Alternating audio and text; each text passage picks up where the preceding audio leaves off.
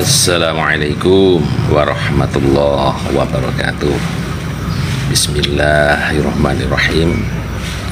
Wa bihi nasta'inu ala umuri dunya waddin wa ala alihi wa ashabihi ajma'in.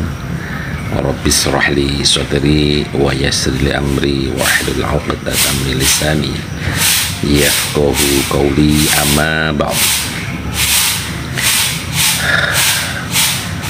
Selamat sore, selamat bertemu kembali dengan saya Ki Jodrono.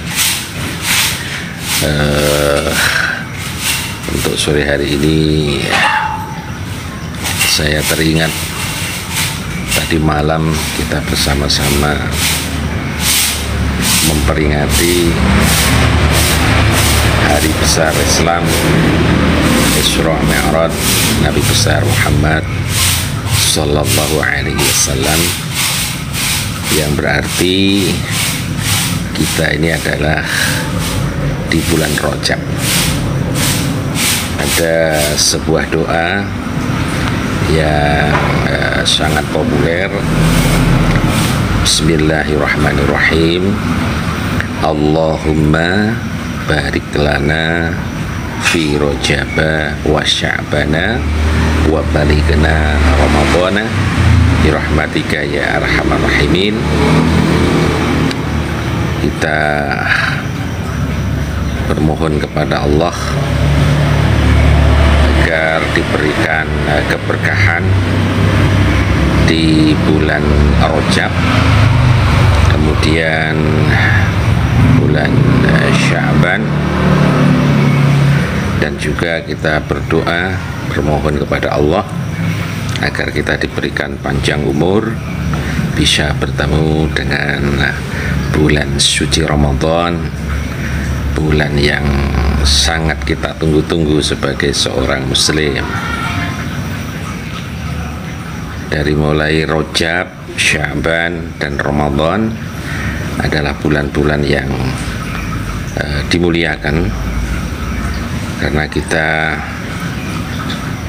insya Allah akan diberikan keberkahan oleh Allah ketika kita melaksanakan amal ibadah yang baik, yang sesuai dengan tuntunan dari baginda Rasulullah Muhammad Sallallahu Alaihi Wasallam.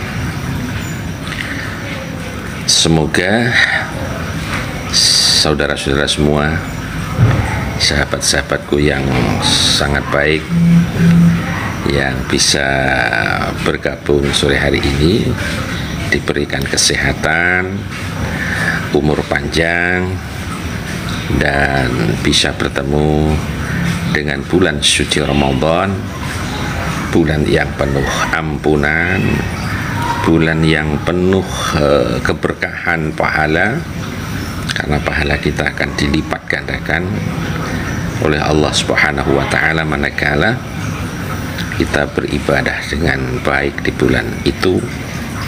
Dan tentunya harapan kita la'allakum tattaqun, menjadi orang-orang yang takwa, di mana takwa inilah merupakan derajat yang sangat mulia di sisi Allah Subhanahu wa Ta'ala. Tapi tentunya untuk memperoleh derajat takwa bukanlah hal yang mudah, ya, dalam artian banyak hambatan, banyak godaan, banyak rintangan. Kalau yang hubungan dengan bulan suci Ramadan, Allah Subhanahu wa Ta'ala berfirman, ya ayyuhalladzina amanu kutiba alaikumusyamu kama kutiba alal ladzina min qablikum la'allakum tattaqun. wahai orang-orang yang beriman, telah diwajibkan atas kamu dan orang-orang sebelum kamu, ya, untuk melaksanakan puasa agar kamu menjadi orang-orang yang muttaqi, orang-orang yang takwa. Ada beberapa poin yang perlu kita cermati di sini, bahwa perintah puasa ini hanya dikhususkan kepada orang yang amanu, orang yang beriman. Tidak ya ayuhan nas, tapi ya ayyuhalladzina amanu, wahai orang-orang yang beriman. Artinya ini betul-betul sebuah Maha Rahman dan Rahimnya Allah. Maha khususnya adalah Rahim, ya, Ar-Rahim, yang artinya sayang Allah kepada kita. Kalau Ar-Rahman Ar-Rahim itu kan, kalau Ar-Rahman itu pengasih, kalau Ar-Rahim penyayang. Kalau pengasih itu Allah memberikan kehidupan itu kepada siapa saja di dunia ini, apakah dia orang beriman atau tidak, apakah dia mau menjalankan perintah Allah atau tidak, itu tetap Allah berikan. Seperti kalau bahasa kita yang diberikan kepada kita ini adalah rezeki. Kalau rezeki itu beda dengan materi-materi itu, karena bisa jadi materi yang diberikan bisa menjadi sesuatu yang menjerumuskan kita. Maka kita kalau berdoa kepada Allah, jangan diberikan harta yang banyak, tapi berikan, ya Allah, berikanlah kepada kami rezeki yang berkah, rezeki yang barokah. Karena harta dunia ini bisa menjadi berkah, bisa menjadi fitnah. Lah kita tidak ingin apa yang kita terima, ya, kesehatan, kemudian materi, artinya mencari sesuatu di dunia ini itu yang tidak berkah, tapi kita ingin yang berkah, sehingga itulah yang termasuk rezeki. Kita berapapun, insya Allah kalau rezeki itu adalah rezeki yang baik, akan berkah, termasuk kita sehat. Sehat ini sebuah rezeki yang Allah berikan, Allah anugerahkan kepada kita, yang nilainya tidak bisa dihitung. Wala ta'udu ni'matallahi la suhtuha. Bahwa jikalau kita akan menghitung-hitung nikmat Allah, maka kita tidak akan mampu menghitungnya, saking banyaknya nikmat Allah yang dianugerahkan kepada kita. Kita diberikan mata yang berfungsi bisa melihat dunia dan isinya dengan baik, diberikan telinga bisa mendengarkan suara-suara apapun, kita diberikan mulut bisa kita gunakan untuk berbicara, untuk berkomunikasi, kita diberikan hidung untuk bernafas. Nah, semua ini kalau masih berfungsi dengan baik, maka itu sebenarnya nikmat yang tak ternilai harganya.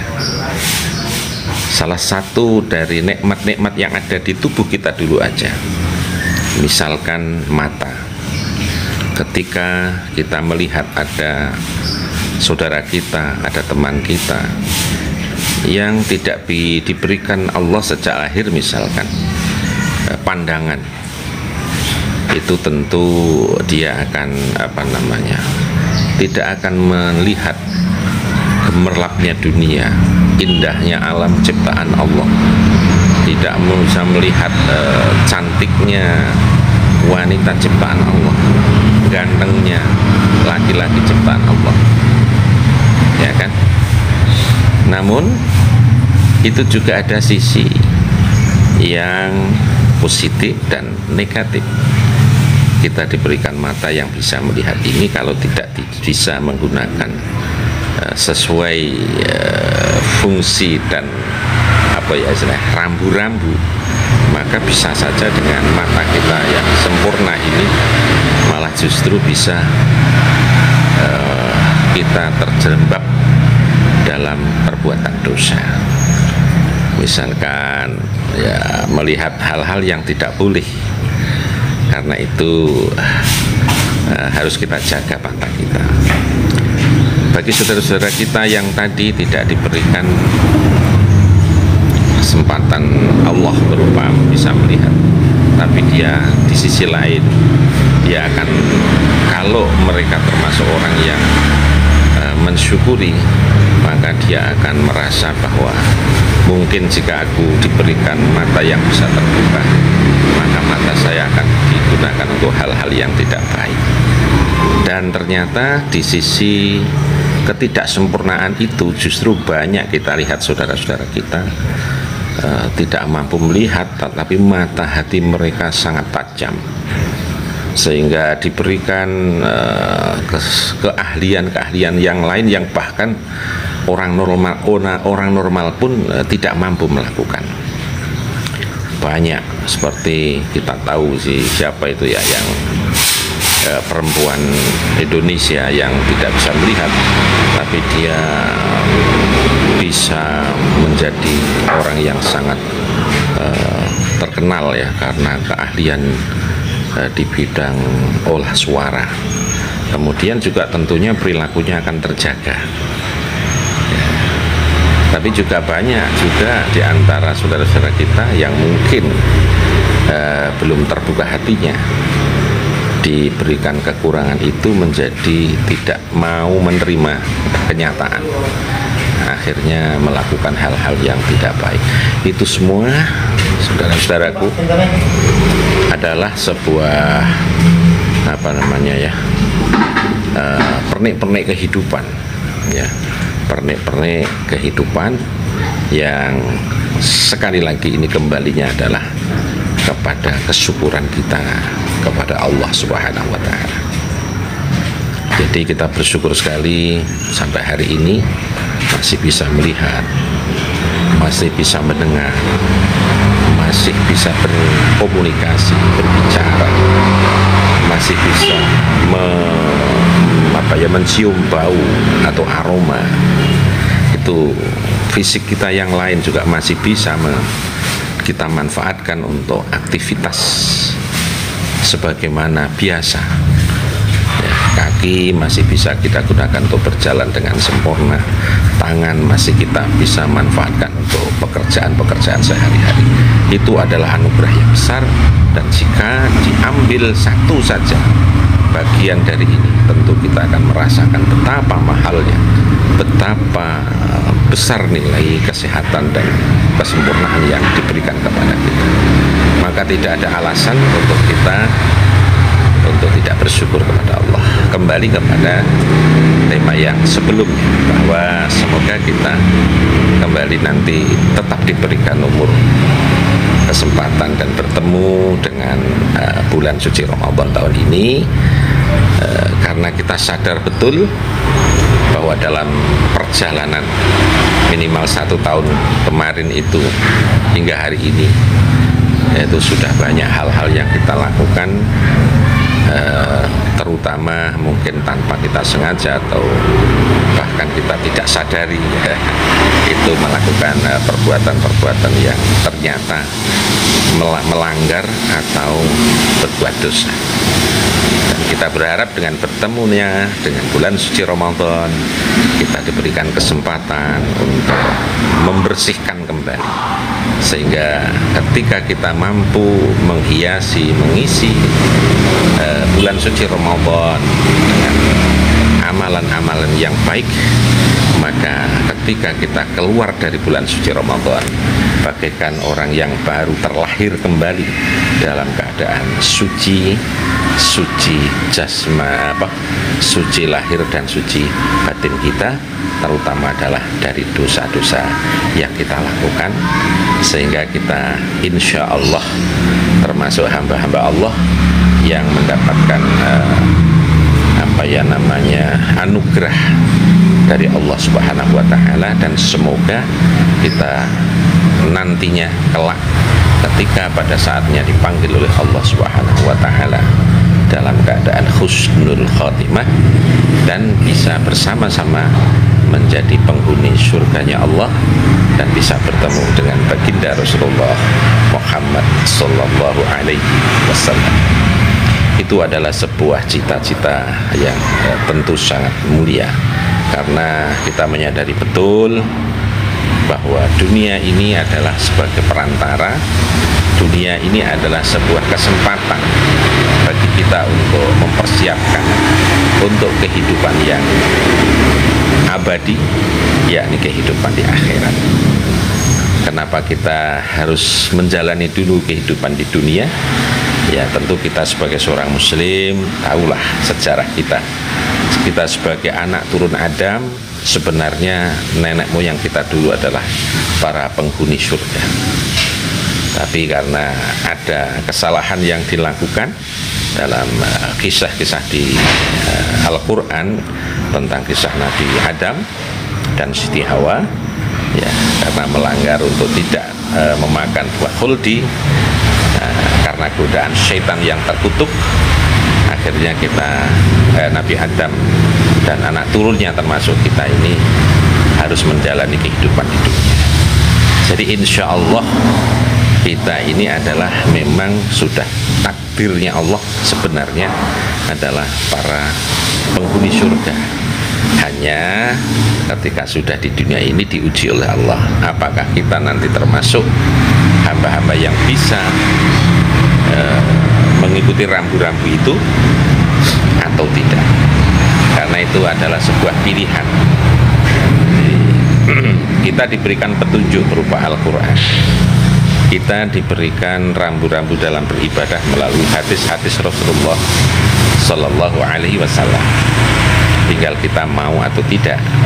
Al-Quran sebagai kitab suci kita, sebagai pedoman hidup kita, itu ibarat mapping lah kalau kita mengadakan sebuah perjalanan.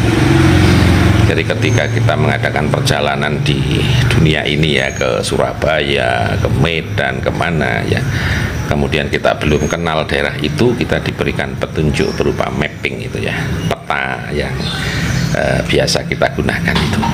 Nah, Al-Quran di sini juga demikian, sifatnya adalah sebagai petunjuk agar kita nanti berada pada jalur yang benar, pada jalan yang benar, sehingga tidak terpeleset kepada yang salah. Terima kasih, demikian obrolan singkat untuk menyambut datangnya bulan suci Ramadan.